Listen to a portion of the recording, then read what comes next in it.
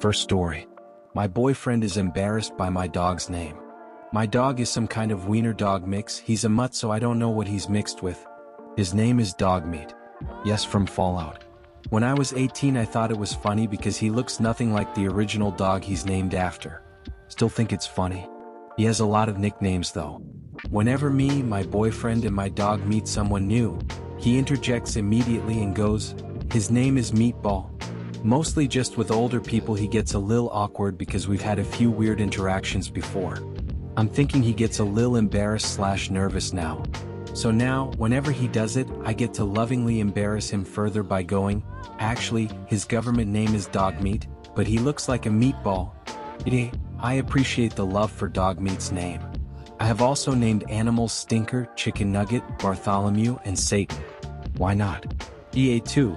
I wasn't expecting so many comments. I am loving the name stories. I keep getting asked a few questions though. No, my boyfriend is not Asian. He is not embarrassed because of Asians eat dogs jokes as a few of you mentioned. I thought that was a strange connection that was made. He's been like this ever since we told an older lady 80s his name and she appeared aghast and went, "I'm not calling him that." I also do not plan to leave my boyfriend over him being shy. He also plays Fallout and really does love my dog's name. He just prefers to only give out his government name when it's somebody younger/he knows Fallout. I just don't care who doesn't like my dog's name, so I tell anyone his real name L. Second story. A pretty girl complimented me. I'm an average looking dude, never get compliments from anyone about anything really, not just my looks. In college I was working at Chick-fil-A and took an order from a really pretty girl. She was about my age but she was dressed like she had money. She just looked really polished and put together. That's what stood out to me. I had never seen someone my age dressed like that before. It was the lunch rush and we were super busy, so I had to keep taking orders out for people in the drive-thru line who had pulled up and were waiting for their food. I was holding the door open for a flood of people coming out of the restaurant and she was the last one. She looked at me and said, "Oh, there you are. I was looking for you. I just wanted to say you look really great today. Handsome. Have a good one." And she walked away. That was like 7 years ago and I still feel tingly when I think about it. Nicest thing anyone ever said to me. Third story. Found out my girlfriend has been tricking me all along. My girlfriend tells me I've got an inbuilt loudspeaker in my throat. She will often have to tell me to talk quieter. I just naturally have a very loud and deep voice, and when I get excited about the things that I'm talking about, it goes way out of control. One time I was watching sports and the neighbor called the cops because they heard screaming. I was just celebrating out of joy. The problem is not so much that it's loud, it's that when we're out in public, i.e. at a restaurant or on public transport, everyone nearby can listen into everything I'm saying. Girlfriend will often have to gesture me to speak quieter because she can see people around us intensively listening into our conversation. I quiet down, but then when I lose my focus on speaking quietly a couple minutes later, the decibels automatically go back up and I basically announce our conversation to everyone nearby. It's a bad habit I'm trying to work on. Recently, I've noticed my girlfriend just kissing me out of the blue. I didn't realize why this was happening, but while I'd be talking, she'd give me a quick peck on the lips. Ironically enough, I'm actually a pretty shy guy, so I'm not very good with receiving or giving PDA. Whenever she kisses me, I get butterflies and melt and my mind goes blank. We've only been dating over a month, so our relationship is still pretty fresh. Anyway, I couldn't figure out why she'd be giving me small kisses out of nowhere, and why it was always in public and when I'd be talking. So I asked her tonight and I finally got the answer. God damn that beautiful woman, she's been playing me all along. She didn't want to make me feel bad by constantly having to tell me to be quieter, so she would just kiss me. And it always freaking worked because I would get shy and my voice would automatically start becoming quieter. Fourth story. I accidentally planted tomatoes in my brother's garden and my lovely sister-in-law is making salsa from them. I can't look them in the eye. So I regularly stay at my brother's house, which is about 2 HRS from my place. Usually a night or two. Most mornings I enjoy a cigarette and coffee out on his deck. It has a great view and the birds are glorious. Pooping after a nice hot coffee and cigarette is a must. My tummy rumbles about halfway through and I hold on before I grab my phone and browse the news while competing said poop.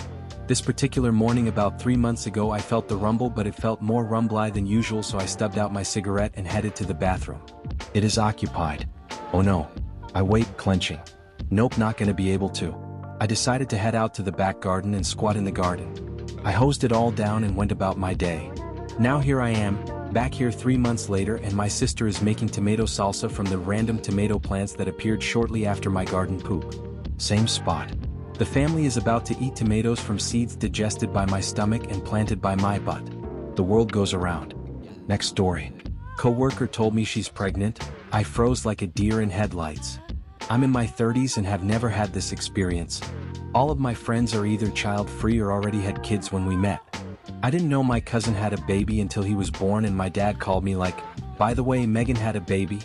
Your aunt is over the moon." As I said, I've never had this experience. My supervisor was filming my reaction. There's muffled sounds / talking as the camera zooms in on my face from outside of the office. A burst of laughter as my eyes nearly bug out of my head and my jaw drops, and then a solid 15 seconds of me standing there gaping like a fish. When I realized he was there, I look at the camera with such genuine distress I'm embarrassed in hindsight. When I composed myself, my voice literally cracked when I asked, "Congrats?" She was laughing hard enough. She said she was about to pee, so that made me feel a bit better about my reaction. Edit. What is the point of pointless stories if people ask so many questions? Woman face palming, but for some clarification, because I see reoccurring questions, here's additional context. I've worked with this woman for 6 years, and she considers me enough of a friend to tell me that she's pregnant before the grapevine did. My supervisor was filming because we are, in fact, also sort of friends. The three of us started around the same time 6 years ago, and he knows me well enough to know that my reaction would be hilarious. I refer to them as coworker and supervisor because while we're friendly, I want to keep distance there. They're more like work friends than friends from work. Next story.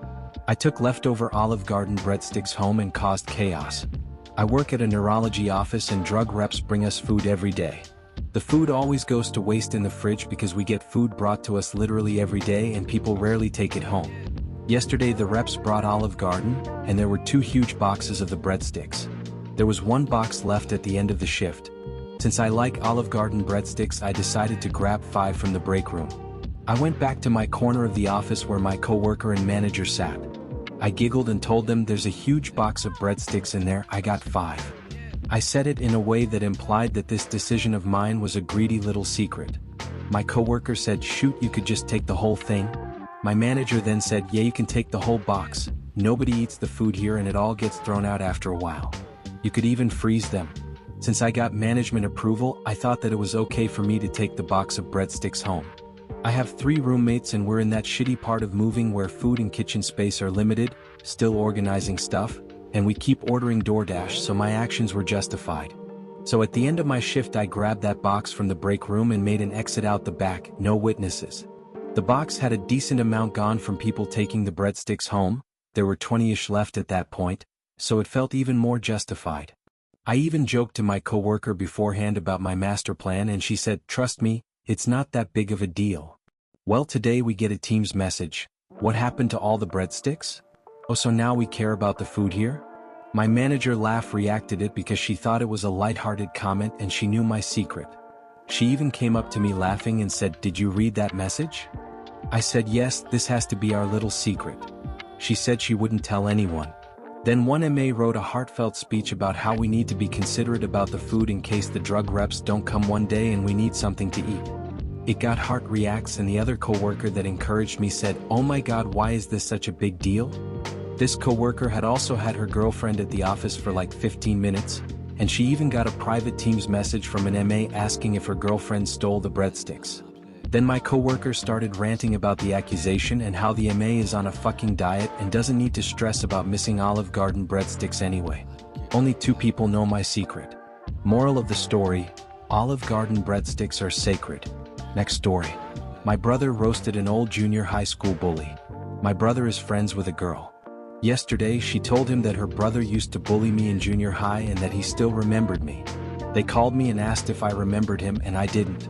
A few hours later my brother called me to tell me that he had roasted her entire family super hard. Apparently she mentioned it and my brother asked what he did for work now that we're older. The bully is working a local job in retail.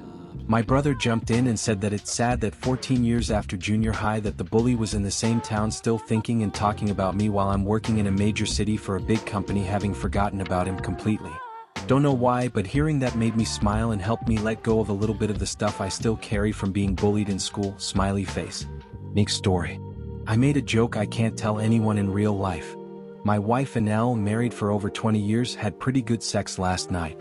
This morning we were chatting before getting up and she said she had weird dreams last night about trains and steam engines and such. I told her that it was because she got railed last night. We had a good laugh about it, but I can't tell this joke to anyone or she would get mad at me for sharing too much. So, I'm telling it to the whole internet. Oh. My husband had his first surgery and when he woke up he freaked out. My husband, 34, has never broke anything or had any surgeries up until a month and a half ago. He broke his wrist and shattered the other side. He had to have surgery to get a plate and screws into his right wrist. The surgery went great, but when I finally got to see him he had this look on his face like he did something wrong. I was concerned, so asked him what was wrong. He said that the first thing he remembers when he woke up was the nurse holding his nether regions and assisting him in peeing in one of the things they used to measure how much. He said he was in shock and told her not to tell his wife she did this, and they stared at each other the whole time oddly. When he told me what happened I couldn't control my laughter. He looked even more confused when he realized I wasn't upset. I said this is what they do every single day all day long, that he was definitely not the first husband they have had to assist after waking up from surgery. I apologized to the nurse afterwards because I know sometimes my husband is a lot. Very pointless story, but I hope you guys can laugh as hard as I did when he told me. Next story. Compulsive talking friend once trapped someone in a completely one-sided conversation for over 2.5 hours before we intervened. He was an Australian man in his late 40s in our university master's program. We'd known that he had a filter problem, was quite intense and often got a bit too full on. But we had no idea what he was actually capable of until we saw it. After class at the end of the day at about 4:30 p.m., we were standing outside of the library. As we were walking in, he caught the attention of one of our classmates, a very sweet, quiet and overall gentle girl, about 21 years old, and started having a conversation with her. He was very animated as usual and she just stood there listening with a smile. The rest of us headed into the library where we jokingly made bets on how long he would talk to her before stopping. With no exaggeration, we literally watched him talk to her, completely one-sidedly from the library window, for over 2.5 hours. This was even after an hour of it where one of us approached them to shift his attention, giving her it out. But this girl was so bewildered and unfamiliar with it all that she didn't recognize the opportunity that it was to duck out. Finally, at like 7 o'clock, we approached them again where she eventually slunked away and escaped the whole ordeal. I don't even know what he was talking about the whole time, but I can't fathom how someone can be like this. How do you talk and talk and talk and talk for that long without letting the other person get a single word in, someone you barely even know? Aside from all of this, he was a normal guy with a rich and diverse background. Ended up graduating and holding down a job. Has a wife and bunch of kids. I had dinner with them occasionally and even house sit for him. But man, talk about a compulsive talker. Do you think it was some kind of disorder or condition? Next story. A lady cut me off in the parking lot of Hertz to be first. My BF impeded her big time. She was flying into the parking lot, made eye contact with me since I was also trying to park. Then she braked hard when she found a spot and parked, like her rental car shook a little because she braked so hard. Jumped out and she ran into the car rental store. The funny thing was my boyfriend was already in there because we were meeting there to return our rental. She got to the counter and there was my BF leaning on the counter, fully engaging the one and only worker that was up front of store. I walked up to the counter and rubbed my boyfriend's back a little to let him know I was there. My BF was wanting to discuss so many things to do with the rental car and had umpteen stories to tell the dude about what all had happened in the 10 days we had the car, including being pulled over for expired tags they weren't. This lady was back there harumphing and sighing loudly and I could tell she was in a heck of a hurry. Then my BF wanted the dude to come outside so he could show him a problem with the car we were returning. It took a long time. She was fuming and the dude nor my BF had any clue. Felt good, yet also I felt her pain. My sweetie can talk someone to pieces and often does. Next story. I called my dad a good boy many years ago, and it has brought our relationship closer than ever. We are Asian and Asian parents, especially dads, tend to not be affectionate at all. When I was tiny and learning to human, my dad would always encourage me by saying phrases like, "good boy," clever boy, scooping me up and tussling my hair. All that stopped abruptly as soon as my dick started sprouting hairs and I got too fat to scoop up. A few years ago, I was in my 20s, my dad picked me up from the airport and I called him a good boy, clever boy as I got in the car. Now, years later, it is our little inside joke at the most random times. Pick a place to eat? I'm a good clever boy. Learns to use an app? My dad's a good clever boy. Comes back from the toilet? All good clever boys. A tiny smirk and a light pat on the shoulder or back usually concludes this little exchange. I would like to think he enjoys this running joke as much as I do. Edit, as many have pointed out, okay, my dick did not sprout hairs, kindly replace with as soon as my crotch began to be prickly. Thank you. Next story. Girl I was studying with burped every 4 seconds for almost an hour. I was studying for a calculus exam with one of my friends when this girl in our class, I'll call her Emma, walked into the study room and asked if she could join us. She had talked to me a few times in class and seemed normal, so I didn't mind, though we didn't know her well at all. Well, out of nowhere Emma starts burping. Probably just 3 times in 1 minute. Nothing too serious. She joked and said she had a soda and was a bit gassy. We laughed and I offered her some Gas X to help. I have tummy issues to always keep it on me. Horrible idea.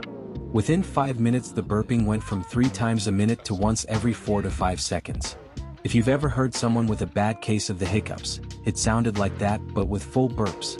They weren't quiet little burps either. Every once in a while Emma would let out a really loud one, laugh and apologize and just keep doing work. After another 30 minutes of this, I left the room to take a quiz because I couldn't focus with all the burps. When I walked back in, the pure absurdity of the situation hit me. The air in the room felt thick. My poor friend looked like she was about to pass out from the smell. I could smell the Mexican food she had eaten. I could sense that she had a Coke earlier just from the scent of the room. It was horrendous. It was unreal the sheer amount of gas this girl had inside her. It was almost comical, like watching a bunch of clowns coming out of a tiny car, but it was just an abnormally massive amount of gas coming out of a small woman. My friend and I made some BS excuse about a club meeting to get out of there. The second we left we started crying laughing. The whole time we had been acting like nothing was wrong and had not even looked at each other because we knew if we did we would have both lost our shit laughing. The whole situation was just unbelievably weird. Next story. I shook the sad out of my wife. Last night she was really upset because I had spent the whole day hanging out with the boys playing video games. I had told her I was going to probably play for 4 hours or so, but we ended up playing for 5 hours.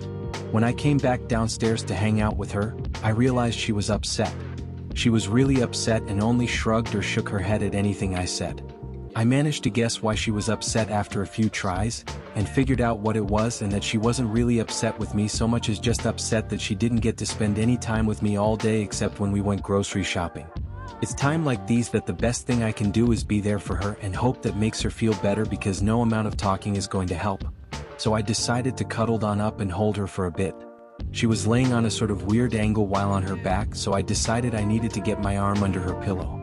However, trying to get into a good position ended up having me bump her pillow and thereby her head around a bit, and she made a face, so I apologized and did it again on purpose as a little joke.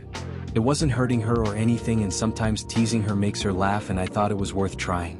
That's when I saw that she almost laughed but she was holding it back. That only prompted me to tease her more, and I started to shake her whole body and say, "Oops, sorry, just trying to get comfortable here," and shook her more and more and harder until she burst into laughter. Just for good measure I shook her a bit more, and when I stopped and she stopped laughing she told me that she loved me. She spoke. The spell was broken. We talked for a bit and then got up and hung out for a few hours before going to bed. TL. Doctor, I shook my wife on accident and then saw she almost laughed, so I shook a lot on purpose, which made her laugh, and laughing made her feel better. Edit. For clarity, she wasn't giving me the silent treatment, she just sometimes gets nonverbal when she's really upset. We normally have great communication, and we did talk about it after she was shaken. Next story. Someone named their baby after me because of my master's thesis.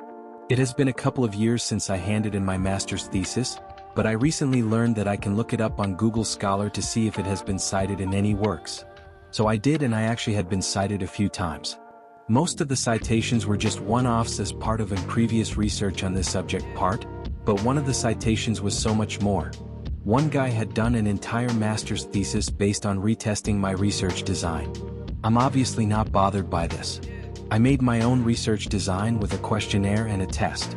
I spent a ton of time on it and I'm quite proud of it. I'm just glad it did some more good after I was done with it. Also, retesting is a big part of the scientific method, so there's that. I obviously immediately started hyperfixating on this. I have ADHD, so not a lot work was done that day, lol, and I read his entire master's thesis. Now, while reading, I realized that he did a lot more than just use my research design. His entire thesis is very similar to mine. The structure is very similar, both overall in his thesis, but also within the specific chapters and paragraphs, and I even recognized many places where his wording was identical to, or at least heavily influenced by mine. I'm not saying this because I'm mad or even care. He could plagiarize my entire thesis for all I care, but it's quite obvious from his thesis that he's quite familiar with mine, and he likely has been looking at and referencing my thesis for an entire year. After I had read through his thesis, I was curious who this guy is, so I looked him up on Facebook. I found him and I shit you not. The first thing I see is a picture of a newborn baby, posted a few months after he had submitted his thesis, with the caption, "Say hello to my name." My name is quite uncommon. I know there are some out there, but I've only met one other person with the same name, so if this is a coincidence, it is one hell of a coincidence. Luckily, I don't have to wonder. The guy did the same program as me in the same uni, so a good friend of mine knows his baby mama. I told her this and asked if she could verify, and then she figured out that the baby really is named after me, and then we're trying to find a name. Hey, this guy from the thesis is named this, how about that? Not that so grateful they named their baby after me kind of way, but still, I'll take it. So there's a baby out there bearing my name because I spent a year torturing myself writing a master's thesis. So that's pretty cool. Sorry for any spelling errors, English is not my first language. Next story. I wanted a sugar cookie at Starbucks, but I left with the greatest discovery ever. Today I went to Starbucks and I was craving a sugar cookie. I really like Starbucks cookies, so I asked if they had any sugar cookies. They seemed confused at first but was like, "Oh yeah, we got that." I ordered an iced venti matcha latte. Then after getting my drink I asked about my sugar cookie. They seemed confused and said, "We put it in your drink." I'm like, how is there a sugar cookie in my drink? Then they said it was syrup. I was shocked that this was even a real thing and not just an Instagram Starbucks tack. I must have looked excited cause they all smiled at me when they seemed to be stressed. I tasted the drink and it was the greatest thing I have ever tasted. My mom tasted it and she agreed. Edit: sugar cookie syrup is a seasonal thing and a lot of shops won't have it. There are some other great options in the comments, smiley face. Next story. After 7 years I finally bent over to pick up a rock that I have been forced to mow around. I moved into my current home roughly 7 years ago, and since I have lived here there has been a brick-sized rock under a bush that I have been mowing around as to not mess up my mower's blade. Nearly every time I approach it I think to myself, I need to pick that rock up. Well, today was the day. As I approached the rock with my push mower, I maneuvered in such a way that I could keep one hand on the handle of the mower to keep it from dying, and bent over to firmly grasp the rock. But as it turns out, the rock was kinda stuck in the ground a bit. So ultimately I left it where it was and mowed around it again. I guess maybe next time I'll bring a shovel. Next story. My dad really feels at home at my place and it makes me happy. He came to visit me yesterday and I showed him my new PC. He then wanted to watch me play Starfield, but I noticed him going quieter and quieter. He then told me that he recently started getting really tired in the afternoon, so I offered him to take a nap. He hesitated at first because after all he came to visit and wanted to spend time with me. But I insisted that it's totally okay, he could even nap in my bed. He eventually accepted and was really grateful, so he took a nap on my couch. I never was so quiet while gaming. I moved the joysticks in a way so they won't make a sound, didn't want to move in my creaky chair, because I just felt happy that he felt safe and comfy enough to nap here. Similar feeling to when your new pet finally feels safe enough to nap while you're around. He just wanted to nap for 20 minutes, but I let him nap for 30 and then got up from my creaky chair to go to the kitchen and brew him some coffee. The creaking woke him up and he stretched well rested, then got up and was super energetic and talkative again. Edit for bonus story, he also got me a fake tarantula for no reason. I put it in my bed to scare my boyfriend when he got home. I didn't expect a big reaction because it was so obviously fake. But my boyfriend went WH when he saw it, and my dad chuckled for several minutes straight and made himself laugh again an hour later by thinking about it again. Next story. I didn't know I was allergic to celery or red dye 40 or asthmatic for 21 years. I asked my friends recently why celery was so spicy since it was mostly water. I asked these same friends why red ices and red Kool-Aid were so popular since they dry the throat/mouth out so badly. I told different friends that I love pineapple but could only have a few bites before it digests me back.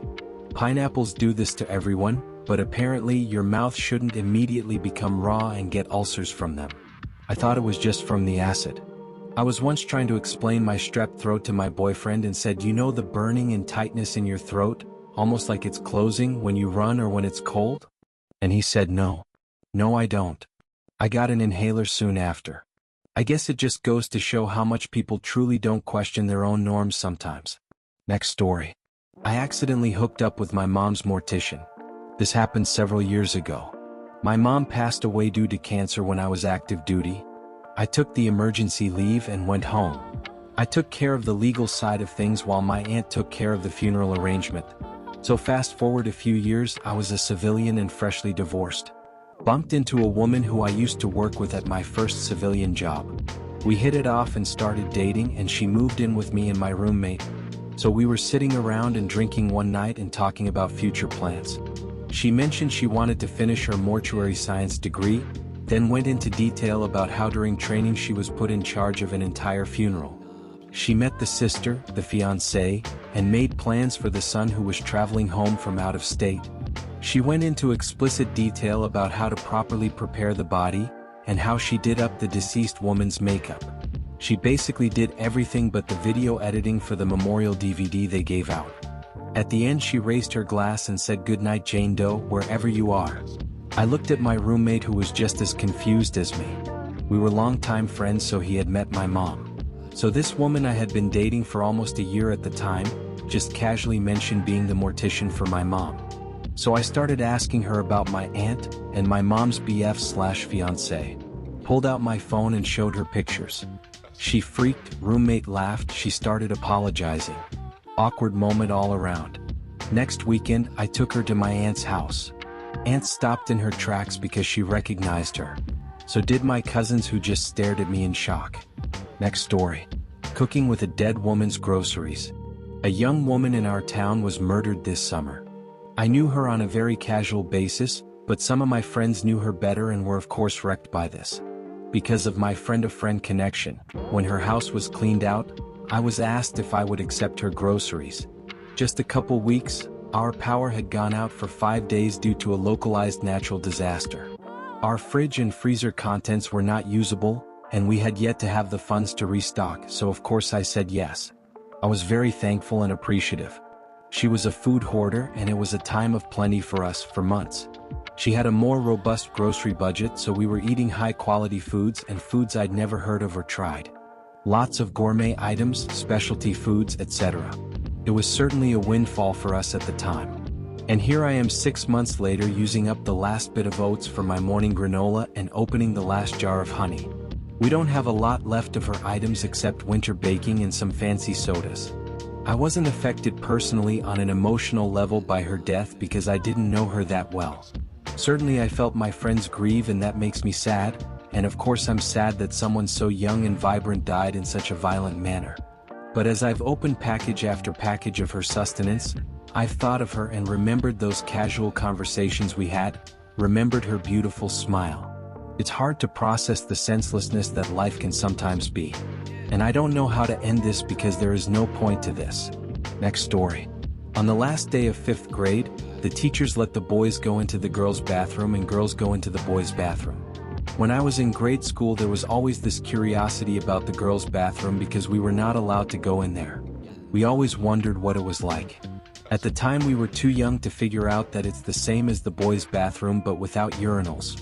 So on the very last day of 5th grade before summer break, the teachers told everyone that the boys could go into the girls and the girls could go into the boys. We were like, wow, really?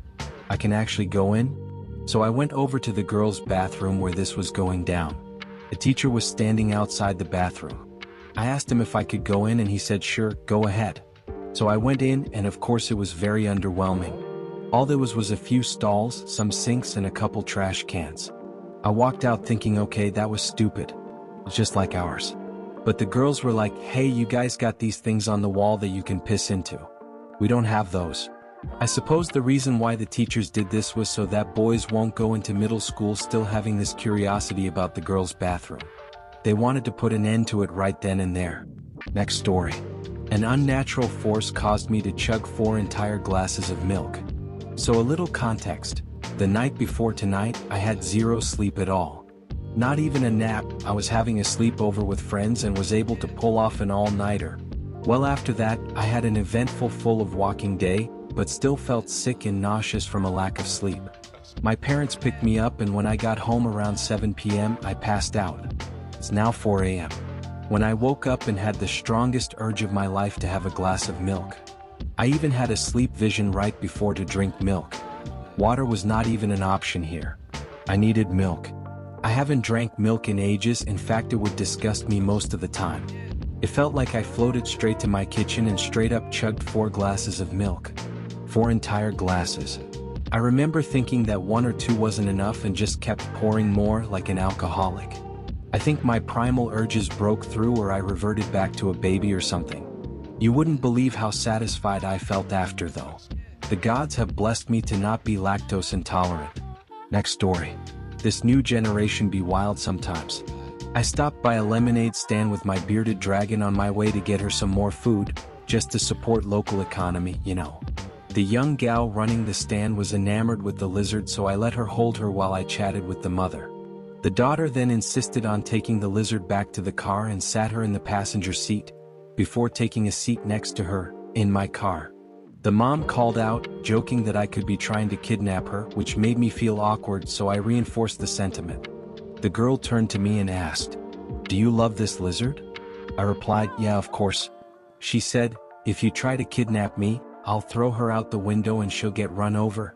She was 11. I didn't even know how to respond. She just said her goodbyes and left. Fucking savage. Next stories. My partner and I can never hear the phrases, "look at me" and "don't look at me" again after a camping trip for my 21st. So this happened a little over 2 years ago. Being somewhat new to our area, we only knew of one spot to camp really. It was kinda crowded and definitely kind of a party spot, which I didn't mind too much for my 21st. The dude at the site next to us seemed pretty cool. He looked like he was a skater dude back in the 2000s. He looked just like my little brother, but like 15 years older. We went to our car to roll AJ for a walk, and as we were getting ready to leave, dude walked up to us and asks if we partake. We say yes and we go on a walk. We start making small talk and dude mentions he's got 2 daughters. My partner says, "Oh cool, how old?" And dude says 16 and 9. "Don't even look at them wrong. I'll kill ya." I'm serious. We were put off by this because we were just asking because I had a then 6-year-old son. He was with my parents during this trip. So we try to just move past that. We get back from the walk and sit down to have a few drinks at dude's fire pit. He starts telling us that he used to work at carnivals and then looks at my boyfriend and says, "Look at me." Then looks at me and says, "Don't look at me," and did this like 8 times in a row. Then looks at my boyfriend and says, "If you ever want to get your dick sucked like every night, run rides at a carnival." After that he said some other weird shit, so I went to the bathroom and texted my boyfriend to meet me at the tent BC. I was getting uncomfortable. So we went to our tent and went to bed. The next morning the guy apologized and said his daughter told him he was being weird. Anyways, we haven't been back there. Apparently dude goes there regularly. And now whenever we, or anyone else, says either phrase, we look at each other BC, we are both thinking of that guy. Or we start doing the bit LOL. Next story. That time I met Gordon Ramsay's homeless brother in France. I swear to God this is true. One time I met this man as I was walking back from a bar in Nice, France, late at night. He was a homeless man on the sidewalk with a guitar. I tend to like talking with strangers, so I asked him a question, started chatting, and sat with him for 15 minutes talking about guitar, music, life, etc. At the end he asked me where I was from. I said Los Angeles. He said, "My brother's a bit of a celebrity over there." I asked who, and he said, "Gordon Ramsay." I didn't really believe him, which he suspected, but as I left I looked up Gordon Ramsay's brother, and the first article was Gordon Ramsay's brother homeless on the streets of France, and a photo of the man I had just talked to. There's a lesson somewhere in there in not judging strangers and allowing yourself to be open to new experiences. Talk to that crazy dude on the street. When the sketchy vape shop guy asks if you want to meet his family, say of course. Most people, and even me a lot of the time, wouldn't stop to randomly talk to a homeless man. But I did, for no reason other than social community, and ended up with a crazy story out of it. Next story. My kid and I send one another off every day with very specific wishes. I live with my adult son, housing is crazy expensive where we live, and we get along well and generally stay out of one another's beeswax. And he really dislikes being told some form of "have a nice day" upon parting. This has always struck me as silly, but since I am also full of silly likes and dislikes, I'm fine with finding it silly and still accommodating it. However, "have a good daying" was very much a reflex phrase for me when he made this preference known many years ago. To help myself remember not to do it, I started offering him specific silly wishes for his day whenever I dropped him off at school, like, "Good luck out there, I hope you eat a really good banana today." Decades later, this is thoroughly ingrained in our routine, and we always part ways with custom well wishes. This morning when he left for work, he told me he hoped my feet stayed warm all day, and I told him I hoped he met a stranger with a really cute dog. I will really miss this odd little family ritual when our living situation changes. Next story. I ate lunch with some zookeepers, and years later I still think about one of the stories they told.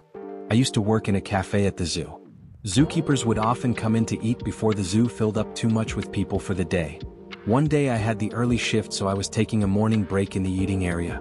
There were a group of zookeepers there doing the same. One of them waved me over to come sit with them. "No one should eat alone at the zoo," she said as I sat down. So I kinda just awkwardly watched them zookeeper talk with each other as I quietly ate my breakfast. One of them told the story of how she was working on something on the outside of a monkey enclosure, when a monkey suddenly whipped its Johnson out and started yanking on it, as monkeys do apparently, in front of a crowd of people. The zookeeper overheard a little boy asking his mom, "Mommy, what is that monkey doing?" The mom, glancing at the zookeeper, said, "Oh, why don't you ask the zookeeper over there?" and snickered mischievously as her son walked over. The zookeeper could tell the mom was expecting her to awkwardly struggle to come up with an explanation to avoid explaining to this 9-year-old boy that the monkey was basically pleasuring itself. This annoyed the zookeeper. So she straight up explained to the boy that the monkey was masturbating, why and how often the monkeys do it, how this is a breed that does it a lot, etc., as the mom watched and listened in horror from afar. The zookeeper was like, "I could tell it wasn't what she was expecting, but if you tell your kid to ask me a question, I'm going to answer it. Don't be wasting my time." The rest of the table was like, "Preach." So that's a lesson to not mess around with zookeepers, or they will teach your child about monkey masturbation. Next story. My picky eating saved my dad's life. When I was about 8, my mom, cousin, and I sat down at the kitchen table, while my dad was in the driveway, near the kitchen window, working on the car. Dinner that night was celery, carrot sticks, and buffalo wings, which I liked, but I didn't want to eat the chicken skin, veins, or gristle. My mom and cousin finished their food fairly early, like normal people, and were increasingly irritated by me carefully dissecting each piece of chicken with my fingers. They kept urging me to hurry up so they could leave the table and we could go watch TV, but I was a very stubborn child and didn't really care about their complaints. After a while of this, my mom thought she heard my dad calling for her. Nobody else heard anything, but she went outside and checked on him, and then it was chaos. My father was pinned under the car. The jack he was using had slipped. My mom was screaming, my cousin, next door neighbors, and I all ran outside, and one of them called 911. A neighbor was going to use his jack to lift the car, but the paramedics said no, because it had to be done in a controlled manner. The emergency crew came, they used a special jack to slowly lift the car, and my dad was fine. He only had a small cut on his chest. My mom and the paramedics had to insist that he go to the hospital anyway. He got discharged the same day, and the doctor told him how lucky he was.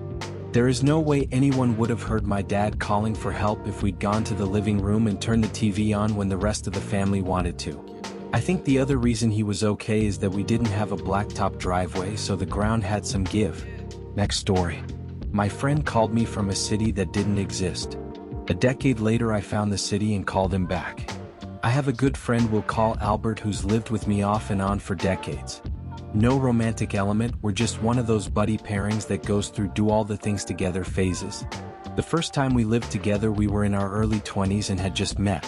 We moved in together pretty much on a whim, had a good few months, and then he met this cool hippie chick we'll call Melissa and blew town with her headed for New Mexico. I got a call from him about a week later saying he and Melissa had a falling out and she'd left him by the roadside, and asking if he still had a place if he could make it back. I told him sure and asked where in New Mexico he was. He tells me he's calling me from a gas station payphone in Gallup, NM. I ask him, "You mean Gallup?" "There is no such place as Gallup, NM." He tells me he's looking right at the city limit sign on the freeway, and it's definitely Gallup. This was pre-ubiquitous internet, so we argue about it a bit and it goes nowhere and we end the call.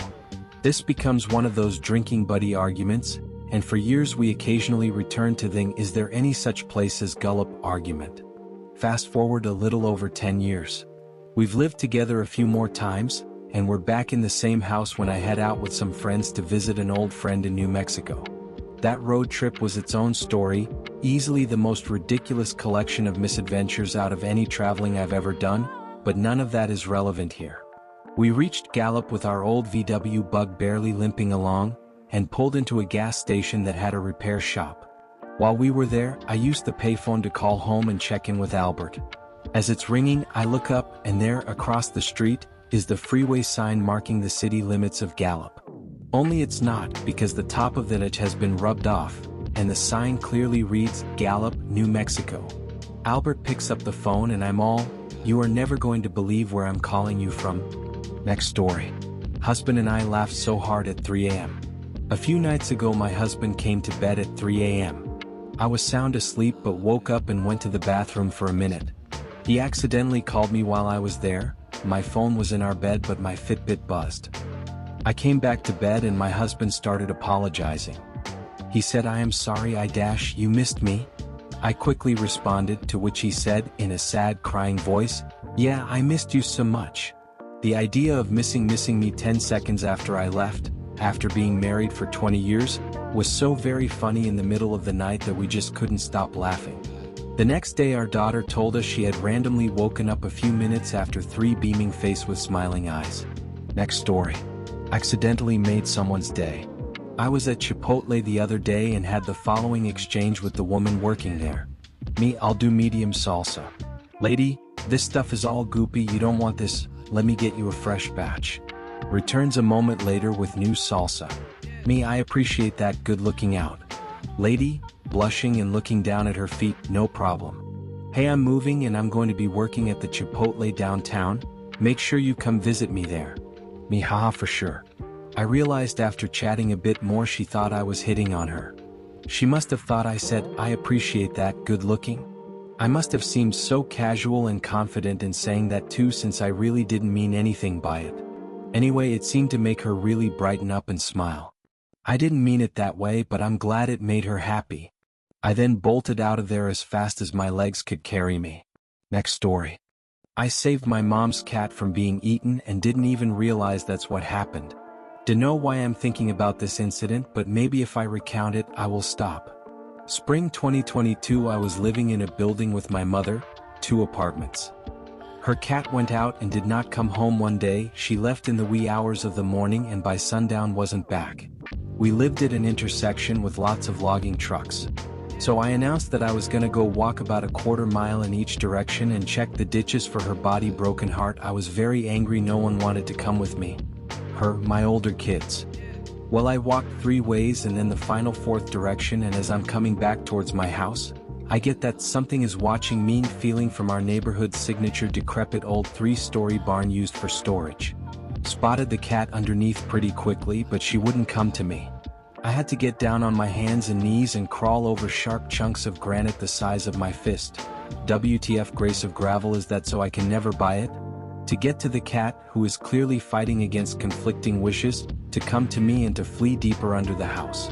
At this point I'm assuming she got hit by a car and is being weird because of pain, but I'm also really angry because I am actively in pain, both from the rocks and from the absurd belly crawl posture. Miraculously, I somehow managed to scruff her and back out from under the barn with her in my arms. As soon as we emerged, a huge bird swooped at us. I screamed and nearly threw her down. The thing had a wingspan as wide as I am tall, and I was scraped on the forehead with the edge of their feathers. Wounded, I limped back to my mother and thrust her stupid cat into her arms. I recount what happened, starting with, I think she got hit by a car but I can't tell where she's hurt, and when I'm done my mom's like, "Wow, it's so amazing you saved her from that owl." She must have been so scared all day with it hunting her, poor thing. I was so confused. My dumb ass had not realized that the giant fucking owl swooping at me was related to the cat refusing to come out of the barn, not while it happened, nor while I was telling her. I still 100% thought the cat had been hit by a car and wanted to take her to the vet. Faced with tears of joy. Next story. I found out that Oman is a rich country the hard way. My family was on a trip to Malaysia. It's a long way from North Africa, so we had to take a stop in Oman before continuing on a different flight. We were hungry and decided to grab lunch from the McDonald's/KFC they got in the airport. Now I already expected airport food to be expensive since they're taking advantage of the fact that you can't leave. I had a $100 set aside for food. We're a big family. They only accept their local currency, so I got it converted and was absolutely shook when it only made up 37 or. It was enough to buy food with, but bloody hell. I heard absolutely nothing about this country before. Saudi/UAE are very loud about their wealth on the news, but their currency is barely 1/3 of the US dollar. Turns out their oil money has nothing on their neighbors. Those absolute jijicads kept it all on the down low somehow.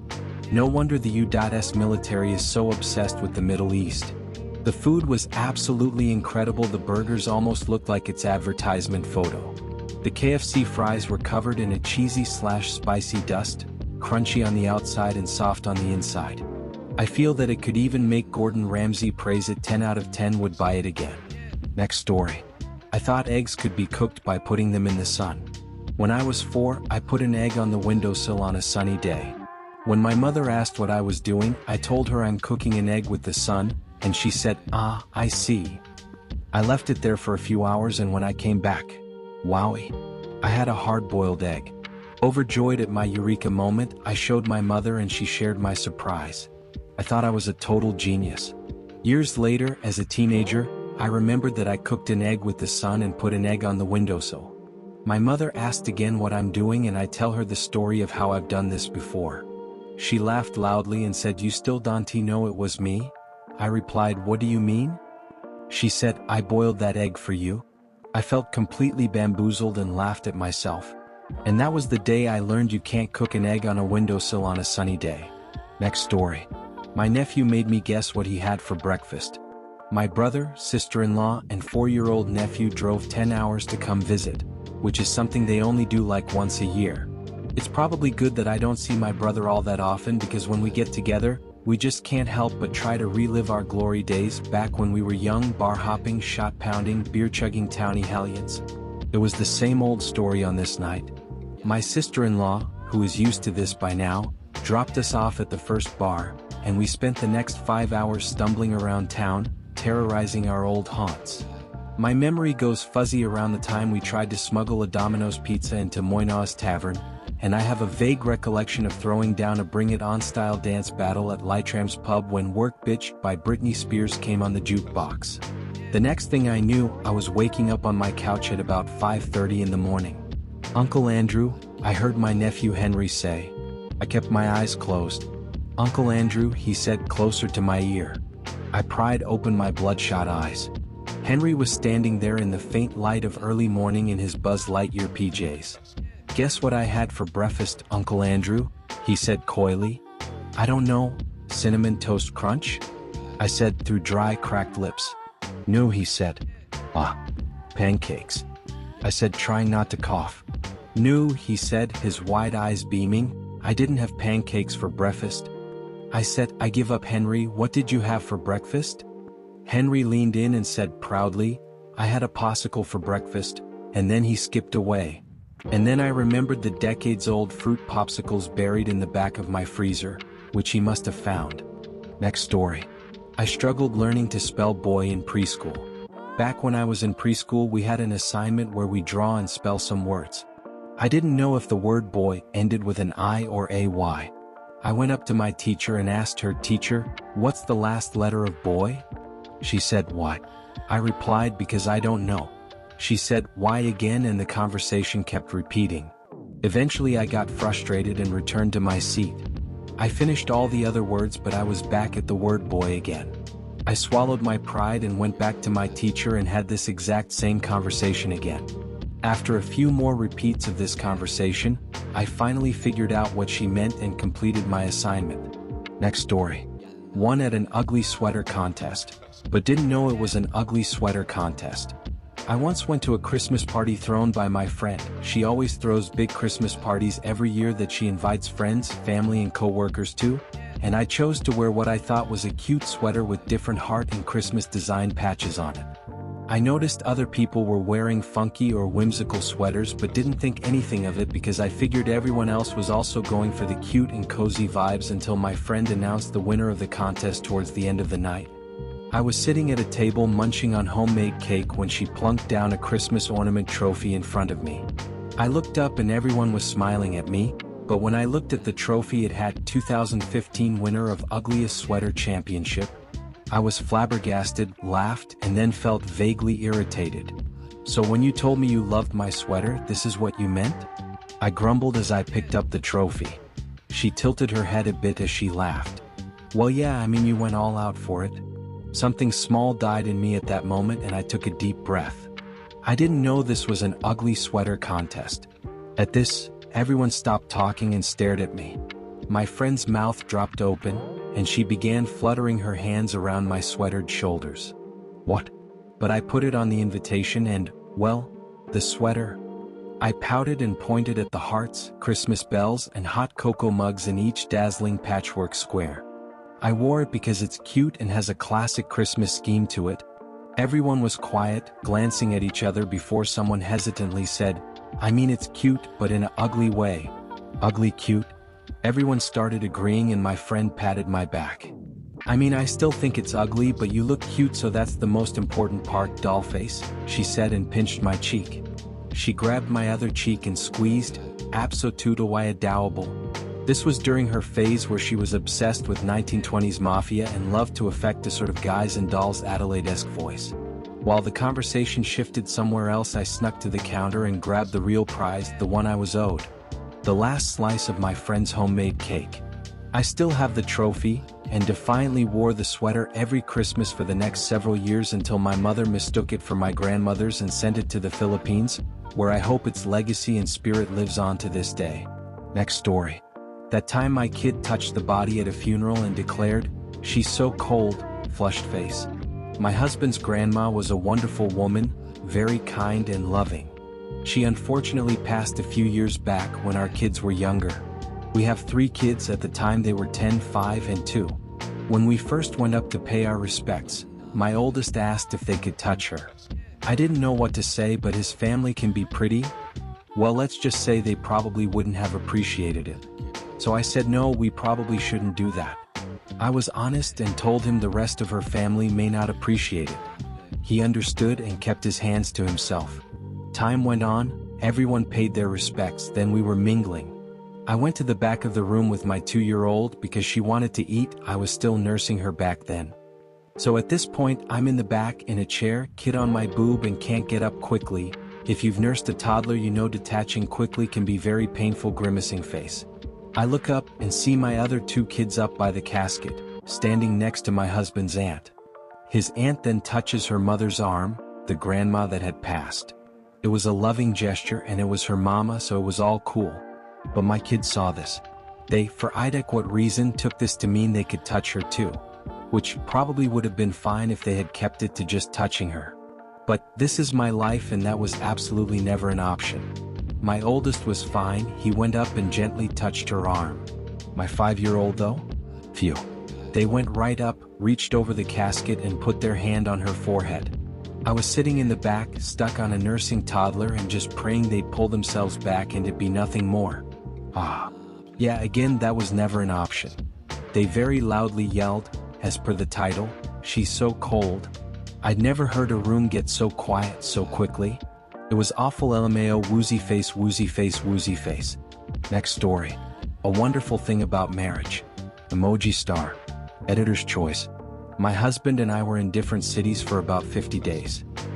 He insisted he wanted to visit me soon, and I asked him not to. I wanted him to save his money. He ignored my suggestion the first few days, and then patiently explained that he could not bear to be apart any longer. To note, my husband is the absolute champion of sleep. He can go to bed and be snoring within seconds. I usually mull for a while before sleeping, and use earbuds to block out his sinus concerts. However, last 50 days, in the absence of the other, neither of us have slept well. He wakes up every hour. I find it hard to fall asleep and watch/read till my eyes hurt and beg for sleep from the exhaustion. He finally got home today. We spent time with the dog, the family, showered, and collapsed onto the bed for a midday nap. As soon as our bodies hit the bed and we fell into the spoon, I felt warmth spread all over me. I could finally relax. I told him sleepily, "Oh my God, this is like magic. The warmth of your body is lulling me." He replied sleepily, "I know, right, hormones?" He was snoring seconds after that. And I realized, right before I fell asleep, that his snores were my calming white noise. Next story. I lost a watch in my room for 2 years that beeps every half hour. About 2 to 3 years ago, I bought one of those cheap Kmart watches for like $5 just to keep track of time and set alarms and stuff. Then I remember my phone exists, so I never really used it. I think I must have had some alarms set for every 30 minutes or something, but I noticed this beeping. One singular long beep. I literally tore my whole room apart looking for it and never found it. It has been beeping consistently every half hour for 2 years now. All searches for it come up empty, and after a while I just learned to live with it. I am completely clueless as to how it has not run out of battery yet. I have done full room sweeps like 3 times now to no avail. I know 30 minutes cause I timed it, and I'm writing this because it jump scared me when I was browsing Reddit. Next story. I've been walking incorrectly my whole life. Some family friends were visiting and stayed over at our place. My dad and the other dad are childhood friends, so they know each other really well. My dad's friend is a doctor, and asked me in private if I had a condition with my feet. I was confused and asked him why he thought so. He pointed out that I walk on my toes. I said, I don't think so. He said I do and asked me to walk. I was conscious of it and walked normally. The next day he recorded a video of me walking without me knowing, showed it to me, and he was right. Simply put, I learned that I walk on my toes when I'm barefoot and the back half of my foot doesn't make contact with the ground. It's like I've got imaginary heels. I don't know why I do it, I just do it. When I asked my parents if they knew, they were like, "Yeah, we thought you knew. You've walked like that since you learned how to walk." I'd had no idea. I don't plan on reteaching myself how to walk, unless there's actually a reason why it may not be good for me to do so. When I wear shoes, my heels make contact with the ground, so it's not noticeable at all. It's only ever when I'm barefoot, and I'm only ever barefoot around my family and friends, so I don't really care if I walk weird in front of them since they're probably already used to seeing me walk the way I do. On the bright side, this meant I've got pretty damn good calves. I've also got strong toes, but I'm not sure if that has much benefit. My heels, on the other hand, aren't as strong as they should be, so my balance isn't good. Next story. I spilled orange juice all over my car because a Pop-Tart scared me. I didn't have a closed container for my orange juice the other morning, so I decided to just put it in a solo cup and hold it carefully as I drink it on my drive to work. I guess I left a Pop-Tart in the back seat the other day, and it has a metallic wrapper like all Pop-Tarts. Anyways, I had the windows down and the wind made the wrapper flap around, and I thought there was a wasp or some kind of flying insect in the car. I hate flying insects, especially bees and wasps, so when I heard the noise my whole body jumped and I spilled the OJ all over the place. Now everything in my car is sticky. I don't really mind though because I'm a laid-back guy. Next story. My friend's dad has an insane pain tolerance that confounds every doctor he meets, to the point that it's an inside joke between him and them. The man refuses to go to the hospital unless he's practically dying. And when he does, he'll still drive himself up there. I could go through a very long list of very serious illnesses and diseases he's had and shown no visible signs of discomfort with, but it would be a pretty long list if I did. Special mention goes to when he got a horrific mouth infection. I don't remember exactly how, but I think it was a shitty dentist making a very critical mistake and refusing to acknowledge it, and his face swelled up like a chipmunk. I remember seeing him like that and asking, "Doesn't that hurt?" To which he replied in a deadpan tone, "I can deal with it." He spent at least 2 weeks trying to find a different dentist to treat it. When he finally got one, he drove himself up there as usual, then the dentist took one look and damn near fainted. No joke, the first words the dentist said were, "I have no idea how you're still alive, let alone able to talk. This is bad." Then, when she discovered he had been like that for almost a month, she looked as though she had seen a ghost. According to my friend, he's been asked the question, "How are you still alive? And doesn't that hurt?" so many times by numerous doctors that it actually became a running joke among them. He discovered that when he came in one day and the doctor said, "Just once, can you not wait until you're literally knocking on death's door to seek medical help?" Next story. I quit smoking and am so impressed by all the little differences I never thought about. My purse is crazy clean because I don't have tobacco falling out of packs. There's no cigarette ash on my car making me wipe it down every day. I'm not out of breath when I walk up my stairs. All the surfaces in my apartment feel so much cleaner. We washed the walls and repainted after we quit too, and ugh, the smoke residue that came off was disgusting. I pulled a coat out of my closet the other day and physically recoiled at how much it reeked of smoke. Adike, I'm feeling proud and happy about this. I got to tell someone the other day that no, they can't smoke in my car, beaming face with smiling eyes. I smoked for 14 years since I was 16. I feel free, I guess. Life is good, and if you're thinking of quitting, do it. It's crazy how much it's improved my life.